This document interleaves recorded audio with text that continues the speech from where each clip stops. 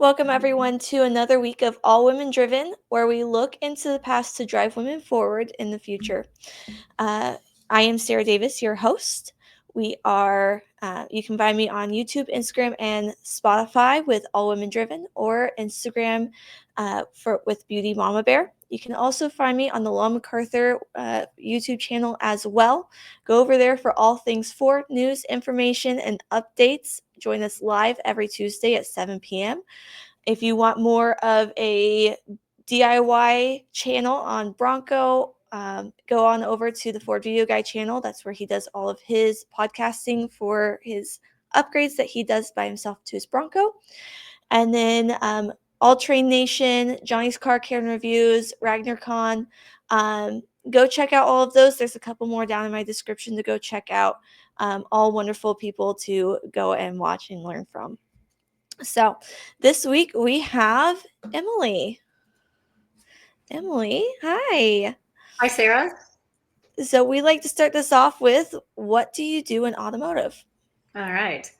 What do I do? Well, I wear a number of hats. I own a sports marketing company, but one of the things that a number of people probably know me for is the Rebelle Rally. So the Rebelle Rally is the longest competitive off-road rally in the United States. It just so happens to be for women. It is 11 days. This year, it's 9 days of stages. There are 10 plus hours a day of stages, no GPS, no cell phones, no personal support teams.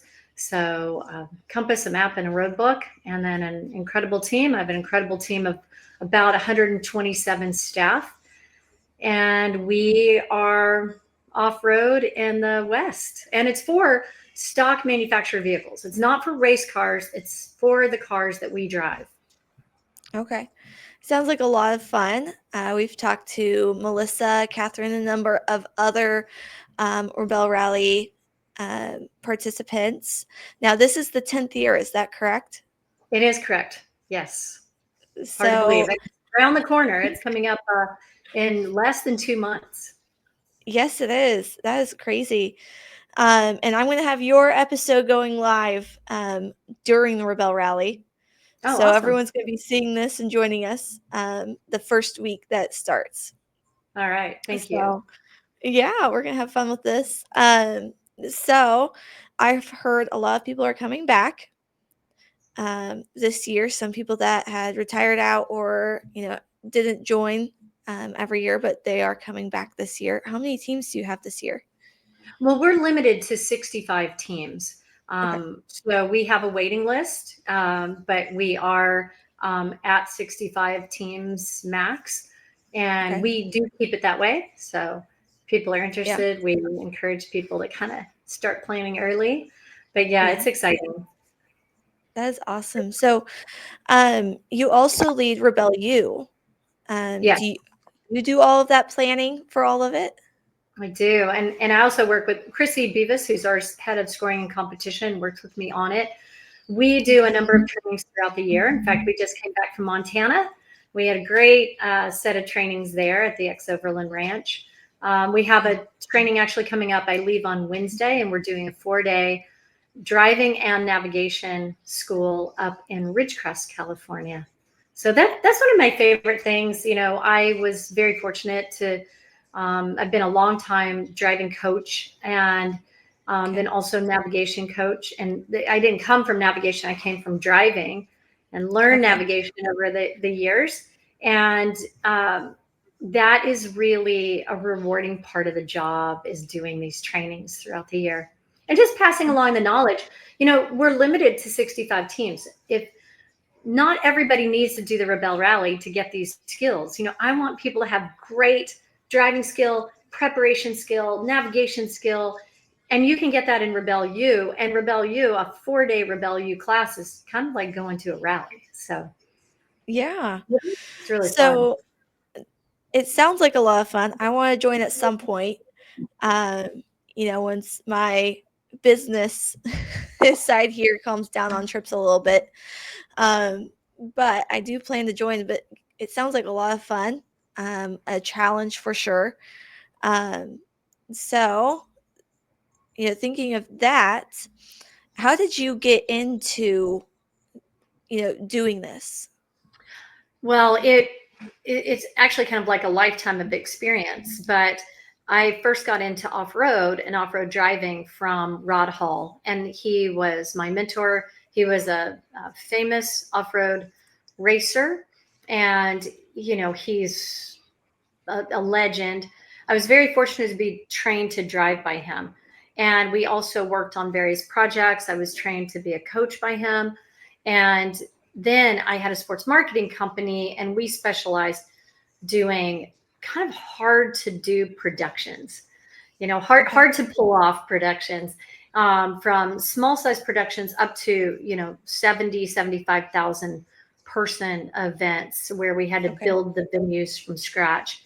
And so taking that race experience that I had as a driver, a coach, putting together off-road driving events, manufacturer events, and coupling it with my sports marketing background, really married that. I've also been able to compete internationally in rallies. And so I really knew that I wanted a world-class, multi-day, international feeling car rally in America. We didn't really have one. And I was told it really couldn't be done. It couldn't be, permitted, et cetera, et cetera. And here we are 10 years later. So, very exciting. So how long did it take you to pull it all together? I would say about 3 years. Okay. It was extensive. Fortunately, I had done a lot of hard to produce events where it took a lot of permitting.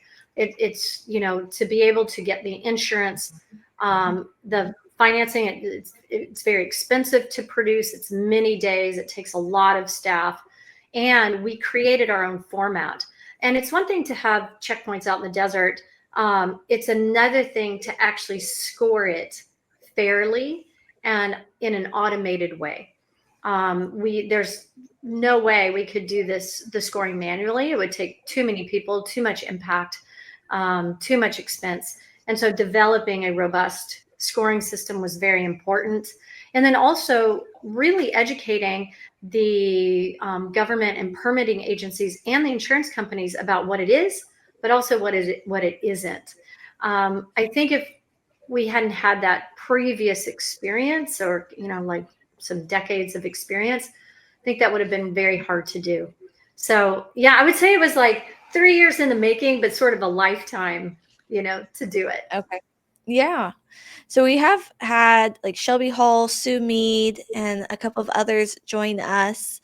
So and you mentioned that you were under Rod Hall. So how did you get, were you always in automotive, or did you do something before you started driving? How did you get into that? Yes, I own a sports marketing company. And so I have owned that company since about the year 2000, for about 25 years. Okay. And we worked in a number of events, whether it was from NFL, NBA, big fundraising events, to Red Bull events, to, really just kind of hard to produce events in Okay. remote kind of extreme climates, Yeah. or in downtowns where we had to shut down downtowns and build tracks, etc. And so I had that experience, and I had that sports marketing experience with my company. And then I met Rod at the National Automobile Museum. So the Tourism Authority of Reno Lake Tahoe was a client, and that's where the National Automobile Museum is located. So I met Rod there. We developed a friendship and just a good, healthy respect for each other. And I worked on some projects with him, and he taught me how to drive, taught me how to race. We worked hand in hand together for, many years. Actually, when Shelby was really young. So Hmm. it's been fun to kind of see her kind of grow into this great role, and what she's doing now. So, but yeah, Rod was called him my dirt dad. That He was is great. awesome. So what was it like learning from him? Oh, it was amazing. He, um, the most important thing would be to just sit and listen, sit and listen, and then just do what he said. That was key. And Okay. I love being coached. I don't pretend that I know it all. I really want to learn from the best, and I was very Yeah. fortunate to learn from the best and to have that mentorship, learn how to the right way to do things and how to avoid the wrong way to do things. What I feel like really helped fast track, my Mhm. education in the space, which was really great. That is So awesome. yeah. So, did you find it hard to get into the automotive industry as a woman, or were you welcomed into the community? Mm. Welcomed in. Was welcomed in by some. And Yeah. it was challenging. I had a very interesting experience because I was fast tracked into it by a legend. Mhm. And because, I am a never give up.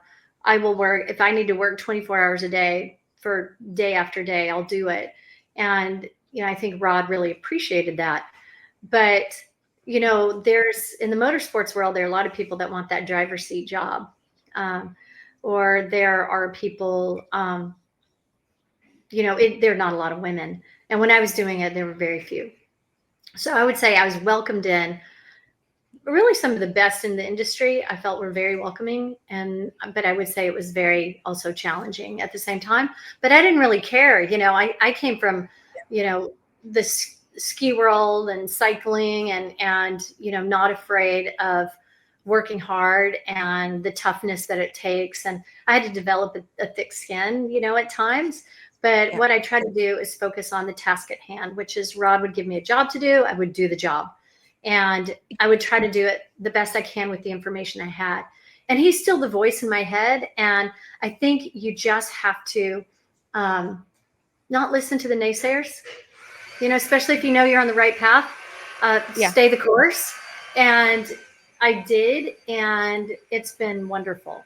And, focus on the positive and also take the feedback, listen to the feedback and try to gauge the intention of the feedback and then surround Mhm. yourself with great people. So that would be my advice for anybody listening, who's on Okay. that path. But I Yeah. also have to say that it is a welcoming industry now and probably more so than ever. So if you want it, don't expect it to just fall in your lap, but work hard, go find it, and find great mentors. I think that's very, Mhm. very helpful. Yeah. So you're pretty busy.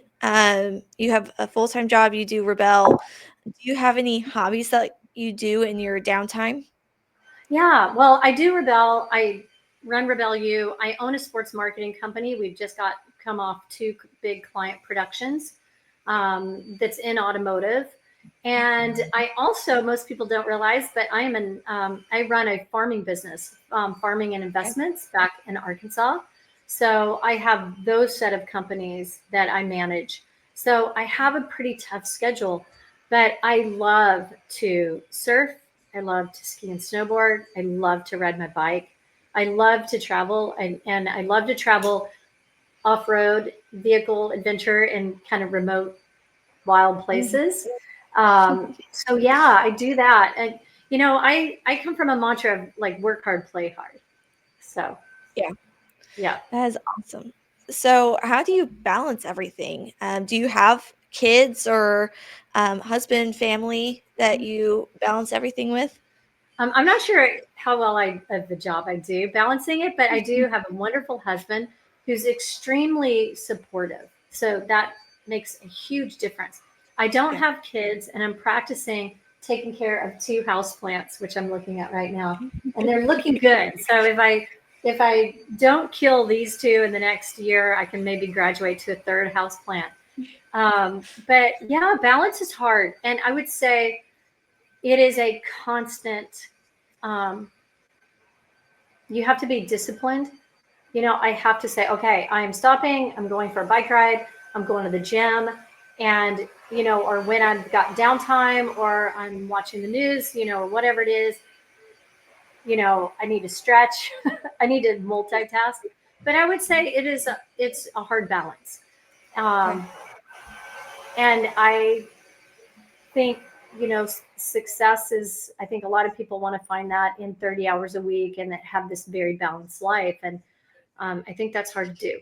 So I think that the work hard, play hard, and then also managing your time calendar during the day in the short term, and then also over a long period is you have to do it proactively. Yeah. So you go off-roading. What is your vehicle preference? Well, the vehicle that I drive off road is a Ford Ranger trimmer package that I've upgraded with Total Chaos fabrication suspension components. I run the new Pirelli XTM, the Scorpion XTM, incredible tire. I've been testing it for the last year. It is Baja Designs lights. I have great upgraded suspension, so it just takes the edge off. Over the last, let's say, 9 days, I've pre-run 6 of those days. It's been 116 to 122 degrees. So I can't have a vehicle that fails. Another car that I'm in a lot is a Lexus GX 460 with upgraded suspension. Same thing, Total Chaos suspension. I was just in a Ram truck that has seen a lot of miles. So, but my truck that's prepped and ready to go, what I'll take to training in Ridgecrest this week is my Ranger. Okay. So do you prefer that, or are you just whatever's capable, can do the job is what I drive? It has to be capable and dependable, and it cannot fail. And so any upgrades and modifications have had to be appropriate for that car, so you're not creating imbalance in the vehicle. I always trust a Total Chaos prepared vehicle. I mean, that's not a shameless sponsor plug. That is, I'm in a single car. It cannot fail. And if it fails, the results could be very, very bad. A 60-mile walk in 122 degrees doesn't work very well. So it's really about a well-prepared car. There are a lot of great vehicles. We're very fortunate in the off-road space right now that the manufacturers are making great off-road vehicles. From Jeep to the Broncos to the Raptor series. Gosh, the Ranger Raptor, incredible vehicle. There are just a lot of really great car. The Ineos off the manufacturer assembly line are these great capable cars. So so that's really important. Failure is not an option in what I do. Yes, I completely get that. My dad and I just started getting into off-road about 3 years ago when he bought his Bronco. 4 years, he bought a 21. And he has had to upgrade that suspension because he bought the base. And it was actually going out because he had been taking it out. So he had to upgrade that suspension. But, it's completely get that. If you're stuck up on a mountain, it's really hard to call for assistance up there and get someone up there to help you tow your vehicle down. Right. So you're going to be stuck without a solution. It's you've got to combine really solid off-road driving skill with a very well prepared vehicle, and then be prepared for in case those two fail or one of those fail. Which is having an Iridium device, where you have an SOS, device that you can text, for help. But it's really important. A lot of people are getting off road right now, and that's very exciting. A lot of people are getting out there, but going out there well prepared is key. Yeah, Melissa taught us well. She's made sure that we are prepared. She got him interested in a radio, so he has a radio with able to be capable and compatible with different signals and whatnot. So Melissa did a great job on teaching him. Oh, Melissa Clark? Yes. Yeah, that's great. She's a great friend of ours. She's Melissa Clark has done the Rebelle all 10 years. So it's been wonderful. I have her coming back on before Rebelle. She was my first episode. I have her coming back before Rebelle and after. Awesome. to go over how she expects expectations and how she did. So, Okay. Awesome. yeah. So, who or what inspires you? Who or what? I think a lot inspires me. My parents inspired me. My parents have passed away, and my brother as well. And all three of them inspired me. Um, they're the voice in my head. Rod inspired me. Um, but really, my parents inspired me for not necessarily what to do, but how to do it. You know, Mhm. my dad said, you only have this one go round. So do it right, no regrets. He also said, don't wake up when you're 50, 55 years old and find you're sitting behind your desk and you're unfulfilled. And I think that's Yeah. really important. Um, I think a lot of what inspires me too is people who went a long time before us, whether it was 100 years, 150 years, and they were doing things just to do them. There wasn't social Mhm. media. There wasn't, it wasn't necessarily ego driven. It was just sheer determination with no accolades, no press, no media on the other side. Yeah. And I think, I love those stories. Ashley Giordano with Overland Journal writes some of those great stories and really writes some great stories about women kind of pioneers in the space of automotive and adventure. I read those and I'm like, yes, and it's kind of great that they're getting their due now, but Yeah. they didn't do it for that reason then. And that really, I think, inspires me. Have you seen Ford's commercial last year? They did a um it was built for men during Women's Appreciation Month. And they took off everything that women contributed to everyday cars or the common car. Like windshield wipers and side view mirrors, and they had all these things that are you almost need now, that are conveniences and help us in so many ways, and they removed them because that's what women contributed to our current car models. And it's like, well, this is your base model, without all these things. Are you sure you want this without women's help? Because this is what they've contributed. And it was wonderful to Yeah.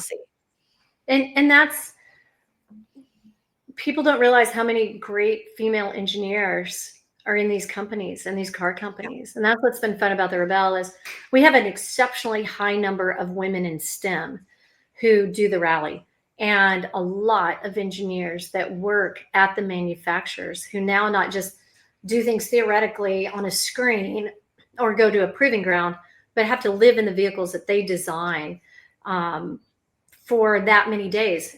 Also in the training, the lead up, driving to the rally, and then having to survive that rally in that car and what they take back with them. And I don't think people realize, just how many women and how a women's car rally is impacting the inputs that go back to the production line, which is Mhm. very, very rewarding, for me. Yeah. That was definitely a mission that we had. So, yeah, I really appreciate the manufacturers and appreciate Ford. Ford's been a great supporter of the Rebelle. Yeah. I've talked to many women over at Ford, and it's definitely the Rebelle comes up multiple times throughout this podcast. No, that's great. Hey, thank you. Yeah. So, do you have you ever driven in Rebelle, or are you just behind the scenes teaching and putting everything together? Well, I can't drive in the Rebelle because it wouldn't be fair.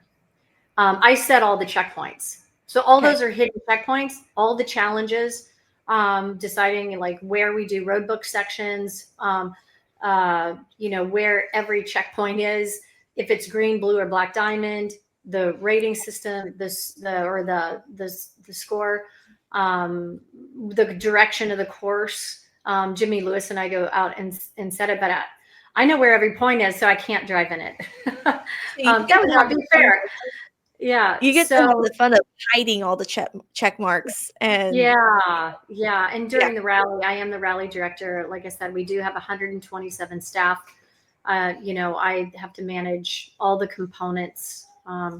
You know, it's a lot. But I definitely created the rally I would like to do. Um, Yeah. so I would love to do Yeah. it. There's one rally called the Carta Rally that I went and did that. Even though you have GPS, there's some similarities to the format, and I went and did that and took one of our now an engineer at Rivian. I took her and trained her how to be a navigator, and we went over and competed in that a few years ago. And so I'll like to sneak away to do a few rallies. Since I can't do the Rebelle, but the Yeah. pre-run is the fun part, right? But Yeah, I like, was gonna say, you get to do the pre-run, you get to do the beforehand, hide the check marks, get to plan it all. So you yeah, get to do it in the sense that oh you yeah, know where everything's at. I actually ended up doing it for about 25 to 40 days instead of 11. I've got Right. it, still have dirt in my lungs right now from my pre-run. Yeah. So do you have any fun or interesting stories from off-road of oopsies or, wasn't funny then, now it's funny? Oh gosh, where do I start? Yes. Um, yeah, whether it's, clipping a brake line and losing brakes, and, the Extreme Outlaws 250, where it was just a bunch of cliffs, that we were driving on, to um, not having maps in a rally in Africa, um, in a navigation rally, and not having any maps in a stage, and having to use a piece of tape on the dashboard and making a sun compass to try to, you know, haul ass across the desert, and get to the checkpoint, and, figure out what to do next. Yeah, I have a lot of stories. Um, and yeah, I have a lot of stories. Those are a couple of them.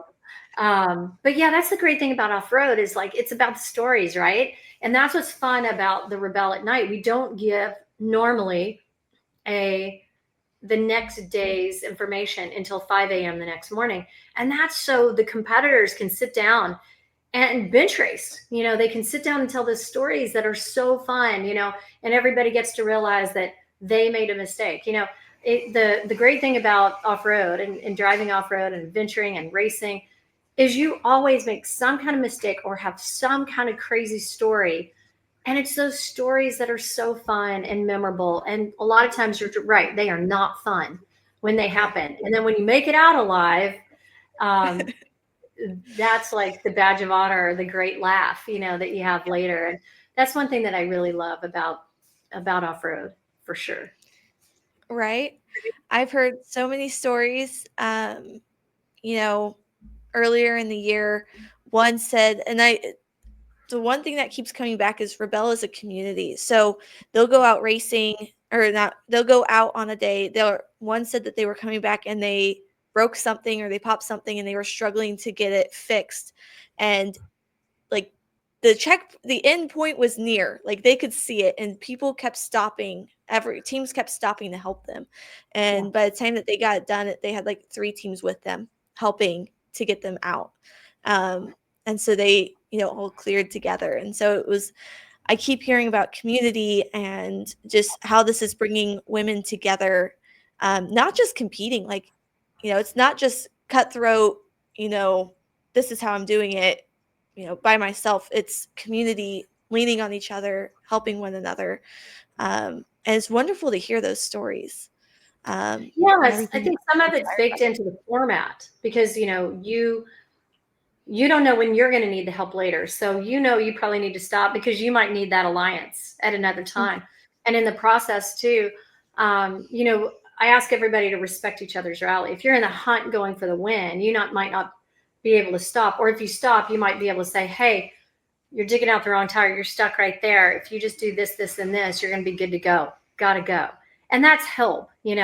But yeah, there's definitely, I've seen people say, hey, look, I'm going to give up my rally to help this team because I'm learning the format. I'm going to come back. But right now I need to help this team. And, people are now sit on each other's boards of companies, they are friends for life. Yeah. And They do. They have a community because they've been through it together. The rebel is hard, and it's much harder than people realize. People will write apology notes at the end, going, "Gosh, I didn't train hard enough." They posted about it a lot on social media, but they didn't train enough, and they got out there and they realized, it's a beatdown, but it's a beatdown everybody can do, and everybody's in it together, and the playing field is leveled because everybody makes mistakes. It's so long and hard. You're not going to do it 100% perfect. And so everybody's kind of in that mentality together. Even Melissa, this is her 10th year, had a mess up last year. Even if you've been doing it for 9 years, you can still have a mess up. Oh yeah, you do. And normally every day, I think that only one team once got 100% of the points in one day. That's it. Wow. In 10 years. So you have to get really comfortable at not being perfect. Right. Probably a good lesson for everybody, right? Right. Get comfortable at not being comfortable. Yes. Yeah. And perfection is not necessarily greatness, Right. Yeah. Greatness includes a few mistakes along the way. Yes. So how can we encourage more women to get into this community? I know Ford has their Bronco Off Rodeo, which has helped lots of women, realize that they can do this. I can drive.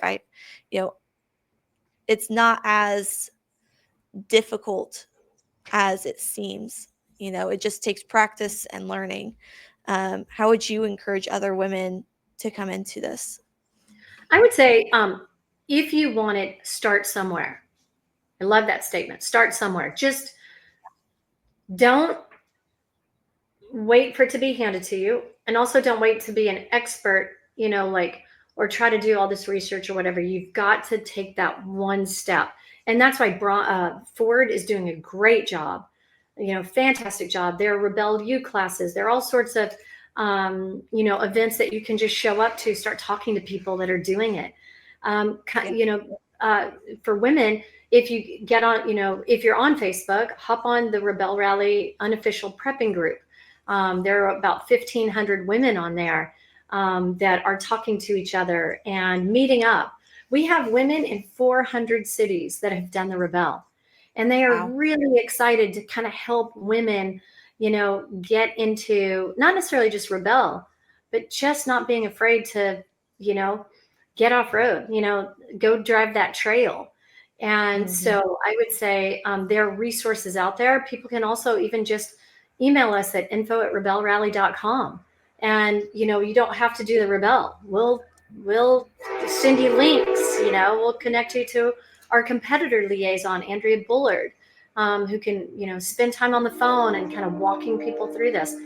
Our goal is to get people out there, in the vehicles that they own, safely, responsibly, and having a great time and seeing, some of the things that they may never see another way. Yeah. That is another part of this, is that you get to see so many things that you would not typically see unless you were to go off-road. Absolutely. Hiking, some of those trails would take, multiple days to get up, especially in Colorado where we're rock crawling up mountains. Those would take days to get to the top of. For someone like me that doesn't normally hike and comes from the flatlands of Kansas, off-roading gives us a chance to be able to get up those mountains, see the sights, see the beautiful sceneries. It just opens up so much along with that community. So thank you so much for creating Rebel and, creating this community that's out there. Well, thank you. Yeah, it's fun. It's I sometimes have to pinch myself that this is the day job, but I really do encourage women who don't know where to start, reach out to us, and don't feel like you've got to do the rally to do it. Come do a training. People leave training and go, it's just a game changer. They say, I can't navigate, or, I'm terrible at navigation, or I have no idea, what to do with this car, but I know I want it. We're happy to help guide you, regardless of what region you're in. we can help connect you to the right people that are Yep. also encouraging, that make you feel like you can do it, because nobody sprang forth from the womb knowing how to drive and navigate. These are all learned skills. I always say, if I can learn it, anybody can learn it. That is awesome. Thank you so much for joining us. It's been Thank you. amazing to talk to you. And I hope this Rebel goes well for you. Oh, thank you. Thank you. Thank you. And everyone can watch. It's going to be live webcasted. The Right. rally starts October 8th. We will go live on October 10th, which is going to be Okay. Friday, October 10th. All the way through, we'll have live shows multiple times a day, every day. So go right to rebelrally.com. We've got our real-time scoring. You can watch Melissa Clark and all the Bronco teams right Yes. there on the tracker, on the live tracking. And yeah, and if you also haven't seen it before, on YouTube, there's a great series called Dead Reckoning, Okay. about Rebel Rally. So it's a 5-part series, and for people who are interested, I highly recommend watching that. That is awesome.